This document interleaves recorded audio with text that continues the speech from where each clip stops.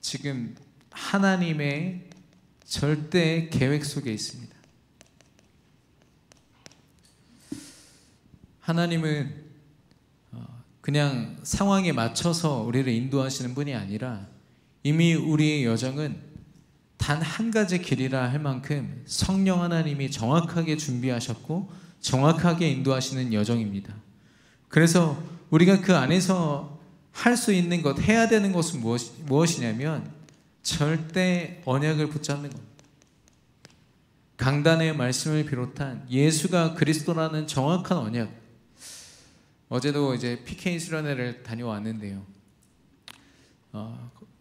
저도 이제 선배 PK 목사님들을 만나서 대화도 나누고 이런저런 이야기를 나눴습니다만은 생각보다 많은 PK 렘넌트들이 안에 불만과 불평이 많아요. 우리 아빠는 왜 이렇지? 우리 교회는 왜 그럴까? 그런데 그 렘넌트들이 사실 3강도 아니죠. 류광수 목사님들 2, 3강 붙여서 하시거든요. 예, 한 강 같은 2강을 해주시고 그 말씀을 주시는데 우리 그 PK 렘넌트들이 마지막 날 밤에 포럼하는데 결론이 딱 나는 거예요. 그러면서 전화를 다 했어요. 엄마 아빠 감사하다고. 예, 그 중에 한 분은 제가 휴게소에서 잠깐 만났거든요. 그 아버지 되시는 목사님을 만났는데 우리 아들이 왜 이렇게 됐습니까? 라고 얘기를 하시더라고요.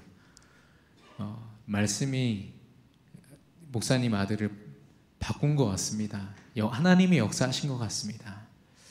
그렇게 했습니다마는 결국에는 우리의 삶을 움직이는 게 예수가 그리스도라는 언약이 되어야 되고 복음이 되어야 될 줄로 믿습니다. 우리가 정확한 언약을 붙잡을 때 하나님은 절대 주권으로 역사하십니다. 우리가 좀 믿음 생겼을 때 의지하는 하나님 절대 주권이 아닙니다. 요셉은요, 노예로 팔려가서 이 주권을 확신했기 때문에 이 주권 속에서 노예의 신분으로 애굽의 복음화를 꿈꿨습니다. 바벨론의 포로로 끌려간 다니엘은 자신이 지금 포로임에도 불구하고 바벨론 온 나라가 복음화 되어지는 것을 꿈꿀 수 있었어요. 절대 주권은 그렇습니다. 허황된 꿈이 아니라 하나님의 절대 주권을 믿는 거죠. 세계 복음화를 두고 할 수 있다 없다를 논하지 마시고 하나님의 절대 주권을 인정할 수 있기를 바랍니다. 그때 하나님은 세계 복음화를 그냥 뜬구름 잡는 관념적인 어떤 상상 속에 있는 것이 아니라 실제 성취되는 하나님의 주권으로 성취하실 줄로 믿습니다. 이 속에 있는 저와 여러분의 모든 발걸음을 절대 여정이라고 합니다. 하나님이 시작하셨고 하나님이 인도하시고 하나님이 완성하실 여정. 그런 우리의 믿음의 여정을 통해서 하나님은 절대 응답을 허락하사 하나님의 소원 가운데 우리 개인과 가정과 현장과 우리 교회를 사용하시고 하나님의 영광을 위해서 쓰임받게 하실 줄로 믿습니다. 그래서 우리의 여정이 절대 계획 속에 있다는 것. 오늘 강단의 말씀 시작하기 전에 서론에서 가장 중요하게 우리가 붙잡고 기억해야 될 것입니다. 하나님이 주신 것.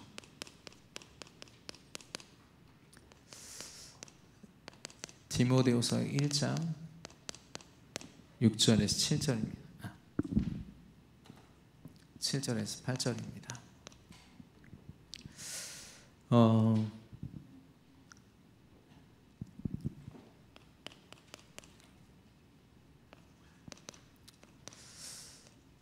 우리가 가장 많이 속는 게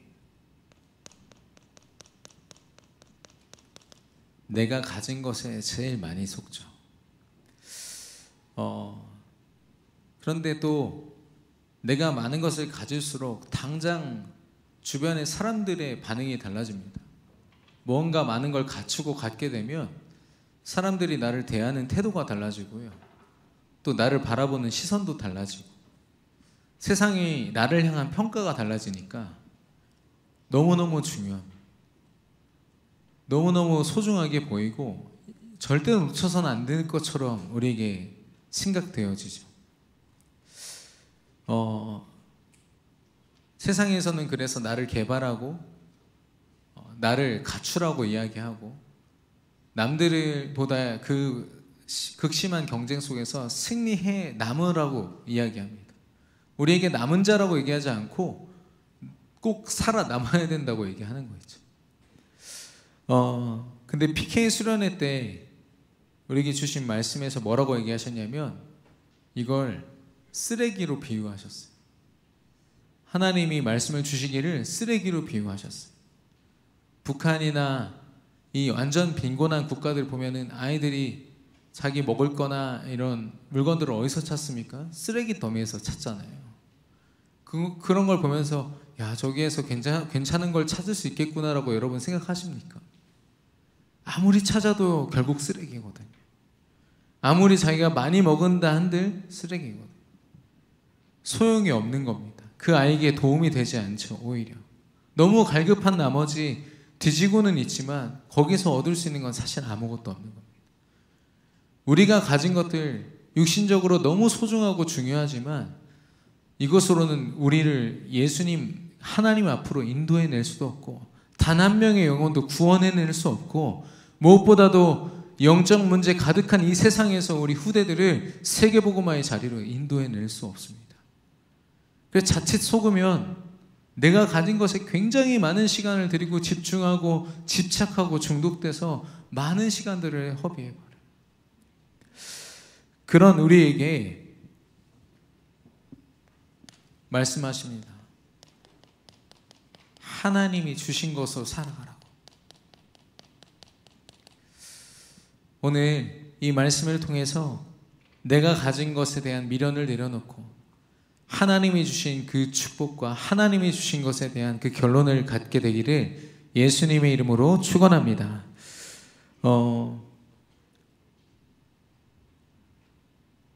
그 바벨탑을 쌓는 창세기 11장의 그 사람들의 모습이 기억나십니까? 그 사람들이 하는 얘기가 있어요. 진흙을 대신하여 우리 역청으로 이 탑을 쌓자, 벽돌을 만들자 이렇게 얘기하거든요. 역청이 어디에 쓰여졌는지 아시죠? 창세기 6장에 방주를 만들 때 방주 안에다가 칠했습니다. 물이 새지 않도록. 하나님이 인류를 구원하시기 위하여 만든 허락하신 그 재료를 가지고 이제는 하나님을 대적하는 바벨탑을 쌓는 데 쓰겠다는 겁니다. 우리 인생의 모든 것이 사실 하나님이 다 주신 거예요. 내 것이라고 착각할 뿐이지 하나님이 주신 것인 줄로 믿습니다. 오늘 그게 인정되어지고 믿어지는 그런 은혜의 있기를 축원합니다. 이 바울도 오늘 디모데에게 그 이야기를 하고 있는 거죠. 이 디모데 전후서는 복음 전하면서 감옥 안에 갇히기도 하고 어려움을 당하는 이 바울이 에베소에 사역자로 가 있는 이 디모데에게 편지를 쓴 겁니다. 그래서 그의 믿음을 돌보는 그런 역할을 감당했던 이 책인데요. 이 바울이 이때만 해도 굉장히 나이가 많아가지고 자주 이야기합니다. 성경에서요. 내가 이제 곧 이 여정을 마칠 거다 이런 얘기를 해요. 그러니까 어쩌면 그 다음 이 전도운동의 바톤을 이어받을 디모데에게 지금 가장 중요한 이야기를 하고 있는 거죠. 유언과 같은 이야기를 하고 있는 겁니다. 그 바울이 지금 디모데에게 하나님이 우리에게 주신 것은 이라고 이야기하고 있어요. 우리에게 무엇을 주었냐? 마음을 주었다라고 이야기하고 있습니다. 이게 헬라어로 얘기하면 영이란 뜻이거든요. 어떤 마음, 기분, 감정을 얘기하는 게 아니라 영적 상태를 이야기합니다. 하나님이 너에게 허락하신 그 축복된 영적 상태는 이런 거야 라고 설명하고 계신 거예요. 그러면서 그 영적 상태, 그 마음은 두려움이 아니야 라고 얘기하고 있어요. 이 디모데는 그 당시에 나이가 좀 어렸습니다. 젊은 사역자에 속했어요. 그러다 보니까 그 자기 주변에 물론 협력하는 그런 중직자나 전도자들이야 문제가 없었겠지만 거짓 선지자들 있잖아요. 유대 사상을 가지고 잘못된 신비주의, 율법주의를 가지고 잘못된 복음을 가르치는 그런 거짓 선지자들보다 나이가 한참 어린 겁니다. 그래서 디모데전서에 보면 그거에 대한 근심이 디모데에게 있다라고 바울이 표현하고 있거든요. 또 몸이 좀 병약했습니다. 아마 잔병 치레를 많이 했나 봐요. 그러다 보니까 의기소침하고 또 이렇게 소심하고 그런 모습들이 있었던 거죠. 그리고 특별히 이 서신을 쓸 때 바울이 투옥되어 있었거든요. 아니 늘 옆에서 힘있게 같이 운동을 하던 바울 이 스승님이 감옥에 갇히니까 얼마나 또 두려움이 사로잡았겠습니까? 그런 디모데의 그런 상태를 간파한 바울이 지금 이야기하고 있는 겁니다. 하나님이 너에게 주신 것은 두려움이 아니다. 저와 여러분에게 혹시 두려움이 있습니까? 그 두려움이요, 우리의 과거에 머물러 있을 때가 많이 있습니다. 우리의 과거에 오래된 상처, 오래된 문제들, 또 잘못된 경험들, 우리가 기도하고 언약 붙잡고 기도하고 하나님이 주신 응답을 받는 건 굉장히 좋은 경험이죠. 근데 잘못된 경험들을 세상에서 너무나도 많이 하는 겁니다.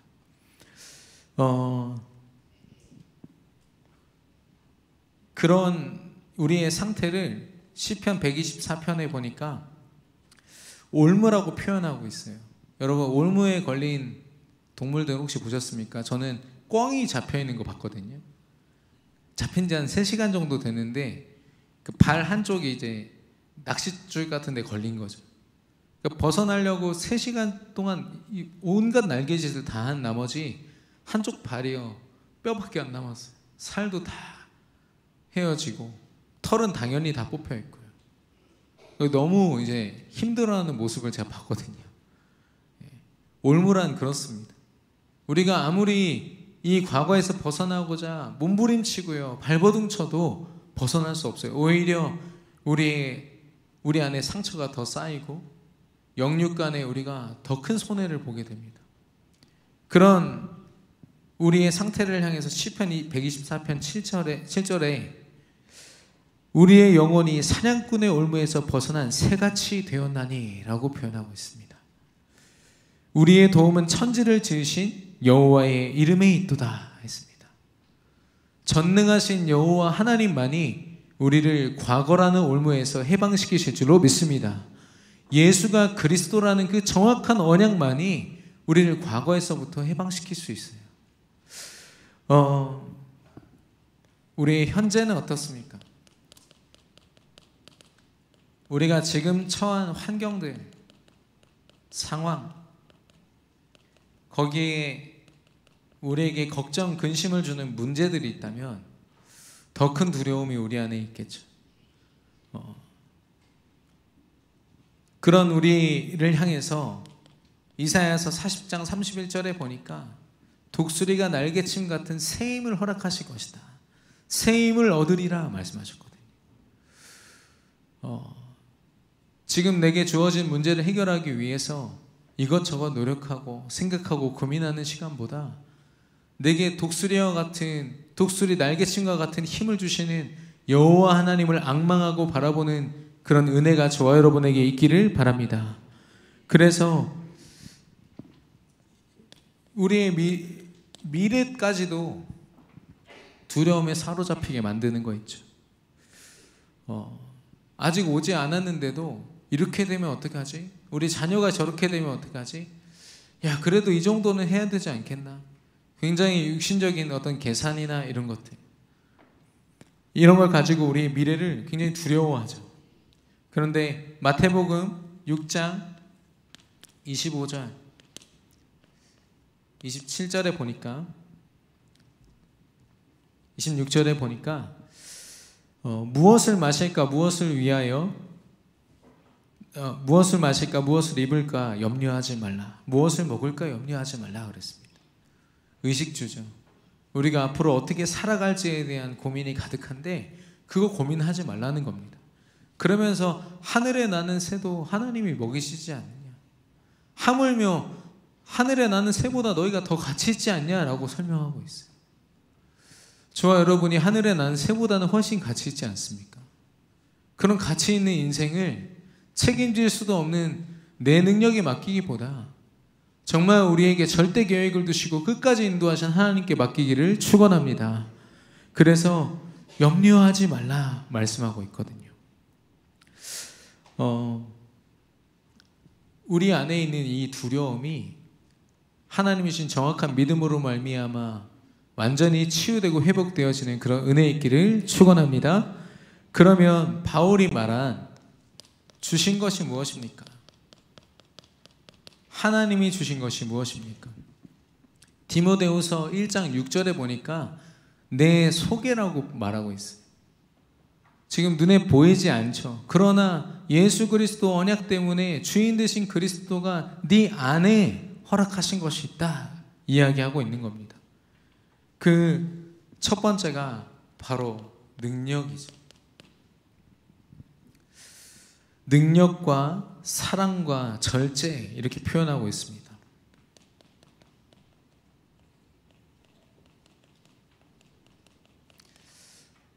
능력의 마음, 사랑의 마음, 절제의 마음. 아까 이 표현대로라면 능력의 영적 상태, 또 사랑의 영적 상태, 절제의 영적 상태를 이야기하는 거죠. 요한복음 1장 12절에 보니까 하나님의 영접하는 자, 곧 그 이름을 믿는 자들에게 하나님의 자녀가 되는 권세를 주셨으니라고 했습니다. 이 예수 그리스도가요, 우리 안에 주인 되심이 우리의 권세인 줄로 믿습니다. 마태복음 28장 18절에 보니까 하늘과 땅의 권세를 내게 주셨으니 라고 예수님이 말씀하고 있거든요. 그 예수님이 우리 안에 주인 되셔서 그 권능, 권세 그대로 우리에게 역사하시고 우리와 함께 하심을 믿습니다. 우리가 막 힘이 생겨가지고 뭘 할 수 있는 게 아니라 하나님을 더 의지하고 예수 그리스도를 더 주인으로 고백할 때 우리에게 역사하실 줄 믿습니다. 그래서 지금 집회에서 계속 나오는 단어로는 heavenly power, 하늘로부터 주시는, 하늘로부터 하나님이 우리 안에 허락하신 하늘로부터 주시는 능력, thronely power, 하나님이 위로부터 주셨는데 그냥 주신 것이 아니라 보좌의 능력, 창조주 전능자 하나님께서 우리에게 허락하셨고, 그리고 eternally power, 영원한 능력이라고 말씀하고 있습니다. 이 능력의 영적 상태, 그리스도의 능력을 누리는 영적 상태가 저와 여러분에게 누려지기를 바랍니다. 두 번째가 사랑입니다. 요한복음 3장 16절에 보니까 하나님이 세상을 이처럼 사랑하사 독생자를 주셨으니 이는 그를 믿는 자마다 멸망하지 않고 영생을 얻게 하려 하심이라. 하나님이 그 사랑의 표현으로 예수 그리스도 독생자를 보내셨고, 로마서 5장 8절에 우리가 아직 죄인 되어 있을 때 그 예수님께서 십자가의 죽으심으로 하나님의 우리에 대한 자기의 사랑을 확증하셨느니라 말씀하셨어요. 하나님의 사랑의 확증이 우리 안에 있는 예수 그리스도입니다. 그래서 이 사랑을 가지고 우리가요, 누가복음 6장 27절 28절에 원수를 사랑하라라고 했어요. 너희를 미워하는 자를 선대하며 너를 저주하는 자를 위하여 축복하며 너희를 모욕하는 자를 위하여 기도하라 라고 했습니다. 여러분 가능하십니까? 우리는 쉽지 않습니다. 우리의 생각으로는요. 그러나 하나님이 그 사랑으로 우리에게 그리스도를 허락하신 하나님의 사랑을 그리스도 안에서 누린다면 하나님은 모든 것을 사랑하고 품고 그들을 살리게 하실 줄로 믿습니다. 그게 사랑의 능력이거든요. 바울이 지금 표현하고자 하는 것은 그런 인간적인 사랑이 아니라 어쩌면 아가페 사랑도 아니에요. 조건 없는 사랑이지만 모든 것을 살리고 그리스도의 능력을 드러내는 사랑인 줄 믿습니다. 그래서 세 번째로는 절제인데요. 요한복음 14장 26절. 절제라는 말은 내가 얼만큼 하고 안 하고 지금 이 문제가 아니죠. 내게 그 기준이 있는 것이 아니라 성령 하나님께 그 기준을 맡겨버리는 겁니다. 보혜사 성령 하나님께서 너에게 모든 것을 생각나게 하실 것이고 또 내가 너에게 가르친 것을 생각나게 하실 것이다 말씀하고 있습니다. 우리의 생각과 마음을 지키시는 그분이 주시는 생각으로 우리가 살아갈 때 내가 얼만큼 절제하고 얼만큼 안 하고 잘하고가 아니라 하나님이 인도하시는 길이 가장 정확한 길이거든요. 그래서 그 이야기를 하고 있습니다. 에베소서 5장 18절에 보니까 술에 취하지 말라 이는 방탕한 것이니 오직 성령의 충만함을 받으라 라고 이야기하고 있습니다. 우리가 다른 생각과 다른 쾌락에 취해 있기 이전에 정말 오직 성령으로 충만해지기를 축원합니다. 왜냐하면 하나님은요 성령 충만함으로 사도행전 1장 8절 오직 성령이 너에게 임하시면 예루살렘과 온 유대와 사마리아와 땅끝까지 이르러 내 증인이 되리라 하시니라. 우리를 증인 삼으셔야 되기 때문에 우리의 절제가 뭘 잘하고 못하고가 아니라니까요. 정말 모든 이들 앞에 그리스도를 드러낼 수 있는 삶이냐, 거기에 도전하기 위해서는 우리의 삶이 오직 성령으로 충만해져야 될 줄로 믿습니다. 그러고 보니까 하나님이 주신 것이 능력이고 사랑이고 절제거든요. 예수가 그리스도란 언약으로 말미암아 우리에게 주신 능력입니다. 계속 생각해 보시기 바랍니다. 내가 가진 것과 하나님이 주신 것. 제가 초등학교 5학년 때 되게 통통했습니다. 지금도 꽤 좀 살집이 있습니다만은 그때 좀 귀여웠거든요. 안 믿으시는데 통통했어요. 그래서 그때 저희가 샘머리 초등학교로 이사를 갔던 기억이 있어요. 그때 친구들이 없어가지고 되게 어색하게 혼자 좀 왕따처럼 지냈던 기억이 있는데 갑자기 선생님이 나와서 체력 검사를 하겠다는 거예요. 그래서 저는 사실 이게 자신감이 없었거든요. 근데 턱걸이를 할 수 있는 사람은 이쪽으로 가고 턱걸이 못하는 사람은 이쪽으로 가래요. 그래서 제가 이쪽으로 갔어요. 못하니까. 근데 남자는 저 혼자고 다 여자더라고. 여기는 다 남자들이고. 그 선생님이 저보고 제일 먼저 나와서 어떤 되게 누가 봐도 체격 좋아 보이는 여자애랑 저를 붙였어요. 그래서 턱걸이를 하는데 저는 매달려 있었거든요. 그것도 힘든데 얘는 턱걸이를 2개를 하더라고요. 그때 제가 제 인생을 후회했습니다. 초등학교 5학년이 야, 나 인생 헛살았구나. 내가 도대체 지금 뭐 한 거냐 지금까지. 그때부터 틈날 때마다 나가서요 이 턱걸이를 하는 거예요. 정말 생을 들여서 했습니다. 그렇게 하루하루 하니까요 한 3달 정도 지나니까 제가 한 8개 정도 하더라고요. 정말 최선을 다했거든요. 팔굽혀펴기도 잘 못했었어요. 근데 그때 한 10개 정도 하고 굉장히 기뻐했던 기억이 있습니다. 근데 더 웃긴 건 저희 담임 목사님이세요. 아버지가 체육대회 할 때 저희 오셨거든요. 저한테 4명이 같이 뛰니까 야 3등만 해 이러시더라고요. 기대를 안 하신 거죠 아예. 근데 제가 아주 간발의 차이로 2등 했거든요. 그때부터 아버지가 저를 보는 눈빛이 달라지시는 거예요. 우리 아들 잘하네? 이렇게. 그때 제가요 확 사로잡혔던 게 있었어요. 그래 나도 할 수 있구나. 이 생각이 제 안에 딱 자리 잡으니까 학업이며 인간관계며 모든 것들을요 사실 제 노력으로 하려고 하는 거예요. 말씀은 계속 듣고 있습니다. 전 렘넌트죠. 세계복음화 계속 듣고 있고 그리스도 듣고 있어요. 그런데 제 삶은요 실제 도전하는 삶을 뜯어보면은 나를 믿는 거예요. 내 노력을 믿고 내가 드리는 시간과 열심을 굉장히 의지를 많이 하는 거예요. 신기한 건요 성취가 있어요. 학업적인 성취가 있죠. 사람들 관계에서도 진전이 있어요. 그러니까 더 빠져드는 겁니다. 그렇구나 이거구나. 그게 언제 터졌냐면 고등학교 때 터졌어요. 우리 온 가족들이 저 때문에 힘들었을 만큼 그 문제가 딱 터지니까요, 제가 그동안 의지했고 생각했던 걸 다 내려놓게 하시더라고요. 하나님, 저 진짜 아무것도 아니네요. 저는 저 자신을 믿고 좀 까불었는데 아무것도 아니네요.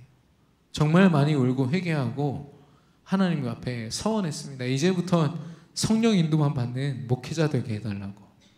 그래서 지금까지도 이 길을 걷고 있는데요. 여러분은 어떻습니까? 우리 안에 혹시 내가 가진 것으로 두려움에 사로잡혀 있지 않습니까?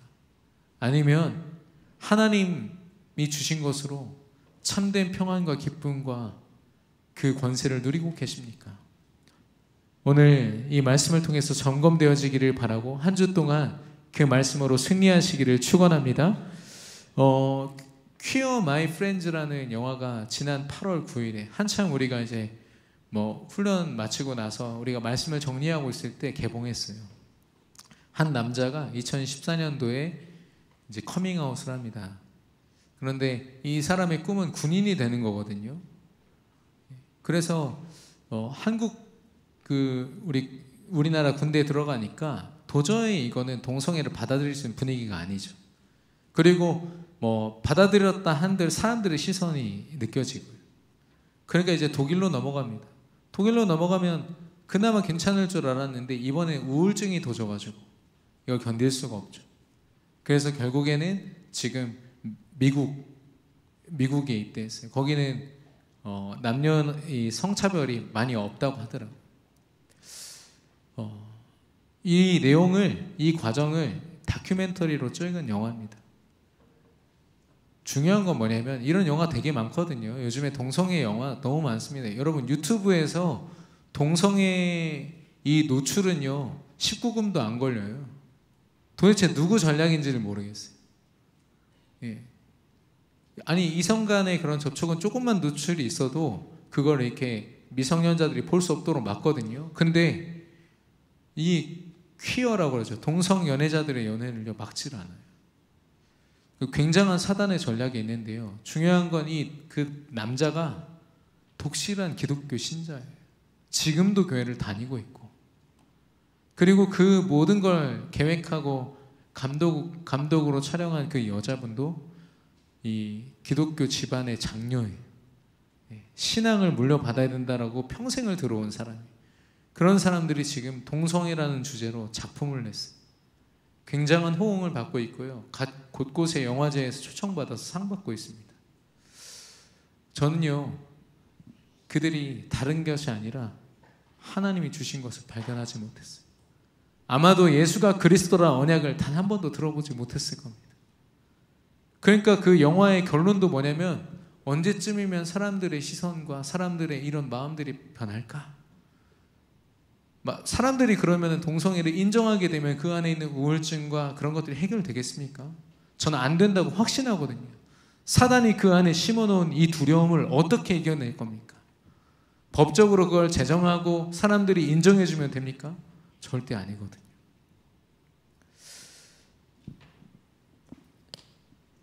이렇게 자신의 환경과 상황 속에서 두려움에 사로잡혀 있는 디모데에게 말씀하고 있습니다. 하나님의 능력을 따라서 복음과 함께 고난을 받으라. 아니, 고난을 받으라는 말이 무슨 말입니까? 마태복음 16장 24절에 예수님도 제자들에게 그 말씀을 하십니다. 예수가 그리스도라는 그 분명한 고백 직후죠.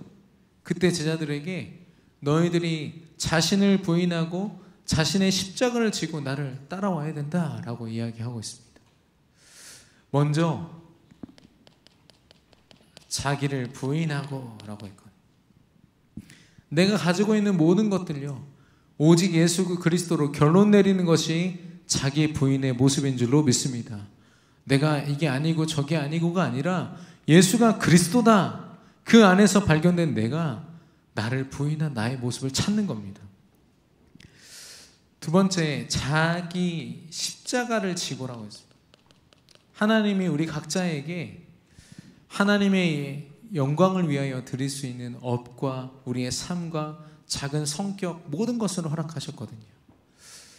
제가 이번에 그 PK 수련회 가니까 동시에 OMC 장학생들 훈련이 동시에 진행이 됐거든요. 그때 해설하는 친구가 저한테 반갑게 막 달려오는 거예요. 그래서 반갑다고 인사했는데 아마 OMC 안에서도 또 무슨 상을 받았대요. 성적 장학금도 받고 이렇게 한 거죠. 그러면 저한테 그러는 거예요. 목사님 너무 감사해요. 뭐가? 그때 목사님이랑 함께 했던 대화가 너무 중요했던 것 같아요. 저랑 한 3년 전인가요? 코로나 직전에 같이 대학 리더훈련에서 만나가지고 캠프를 같이 나갔어요. 이 친구가 뭘 해야 될지도 모르고 미래에 대한 전혀 계획도 없이 엄마가 그냥 가라고 하니까 돈 2만 원 가지고 훈련 온 거예요. 여전히 이제 걱정이 가득하죠. 또 성격은 착해서 시키는 건 또 다 해요. 그래서 저랑 같이 팀이 돼서 캠프를 돌고 무속인 집도 가고 실제 복음도 전해보고 하는데 이 렘넌트가 그때 그래도 복음 안에서 제가 아까 그 고등학교 그 이야기를 이 아이에게도 했거든요. 나도 꿈과 소망이 없었는데 하나님이 내게 은혜를 허락하셨다. 너도 진짜 오직 그리스도 복음 앞에 서봐라. 그 결론 내리고 지금은 굉장히 구체적인 그 꿈을 가지고 지금 도전하고 있더라고요. 그 외교부 산하의 어떤 기관에 들어가기 위해서 자기가 이런 준비를 하고 있다. 제가 너 꿈이 되게 구체적이다 이랬더니 부끄러워하더라고요.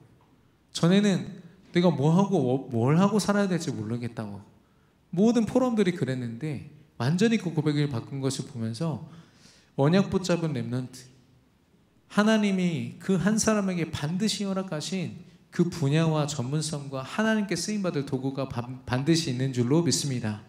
특별히 우리 렘넌트들은요, 이 강단의 말씀, 예수 그리스도 복음의 말씀, 부모님을 따라서 예배에 온 렘넌트들도 있겠지만 이 자리가 얼마나 축복인지 모릅니다.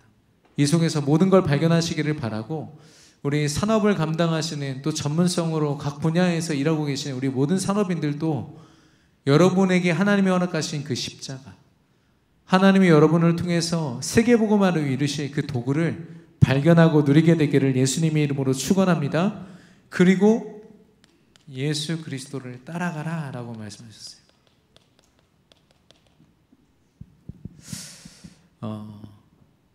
예수님의 12제자들이요, 이 고백대로 예수님을 따라갑니다. 자기가 가지고 있던 업으로 있던 베드로와 안드레는 그 자기가 가지고 있던 금을 다 버리고 배도 버리고 예수님을 쫓아가죠.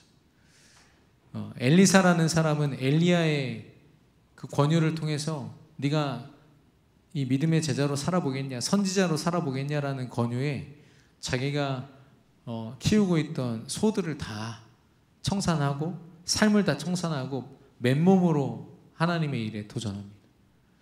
여러분에게 여러분 인생을 포기하거나 내려놓으라 이런 말이 아니라 우리 안에 있는 이 두려움을 심는 사단의 망대가 무너지기를 예수 그리스도 이름으로 축원합니다.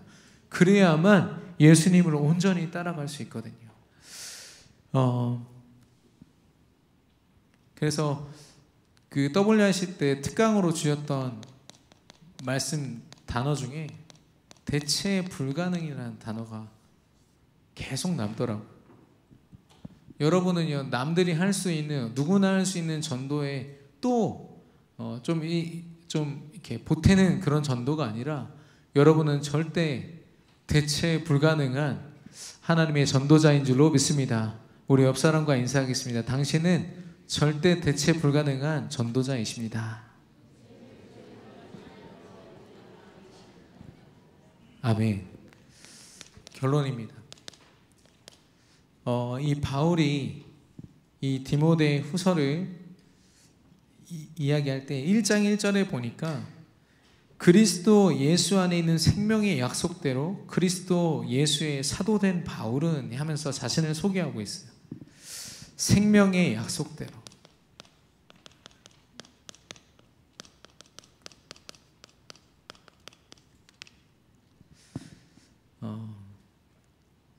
바울이 내가 이렇게 했고 저렇게 했고 이런 경험 저런 거 내가 많이 해봐서 내가 지금 이 자리까지 왔어. 이게 아니라 하나님이 주신 말씀 그 약속대로 내가 따라왔을 때 하나님이 나를 이 자리 사도의 자리에 세우셨어 라고 고백하는 겁니다.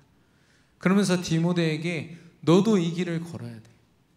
디모데가 이 두려움을 극복하고 하나님이 주신 것으로 전도자가 되는 방법이 무엇입니까? 바로 하나님의 말씀에 생을 거는 겁니다.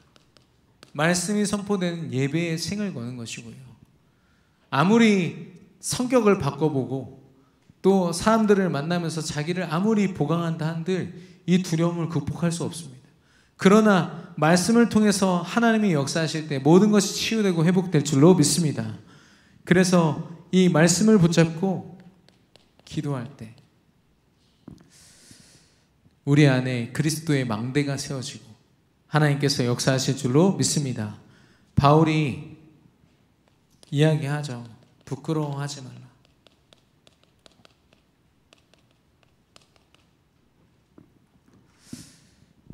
두 가지를 디모데가 부끄러워했다고 했습니다. 우리 주를 증언하는 것, 예수님을 증거하는 것과 주를 위하여 갇힌 자 된 나를 부끄러워하지 말라라고 얘기하거든요. 예수님을 복음을 증거하는 것, 그리고 복음 때문에 우리가 고난당하고 고통당하고 핍박받을 수 있습니다. 그 복음의 모든 과정들을 여러분 절대 부끄러워하지 않는 전도자들 되시기를 축원합니다. 그래서 바울은 로마서 1장 16절에 내가 이 복음을 부끄러워하지 아니하노니 이 복음은 모든 믿는 자에게 구원을 주시는 하나님의 능력이 됨이라. 먼저는 유대인에게요, 또한 헬라인에게로다 라고 말씀하고 있습니다. 이 복음과 이 복음을 누리고 증거하는 그 이 모든 과정들, 하나님이 주신 것으로 하나님이 역사하실 것이기 때문에 부끄러워하지 않고 담대하게 승리하는 우리 모든 세계비전교회 성도님들, 렘넌트들 되기를 예수님의 이름으로 축원합니다. 기도하겠습니다. 절대 계획 속에서 우리를 인도하시는 하나님을 찬양합니다. 예수가 그리스도 되심을 믿습니다. 이 절대 언약을 붙잡고 내가 가진 것을 버리고 하나님이 주신 것을 찾게 하여 주시옵소서. 두려움에 사로잡혀 있는 우리의 영적 상태를 치유하사 그리스도의 권세로 승리하며 그리스도의 사랑으로 모든 것을 수용하고 품으며 성령의 인도와 충만함으로 증인의 삶을 살게 하여 주시옵소서.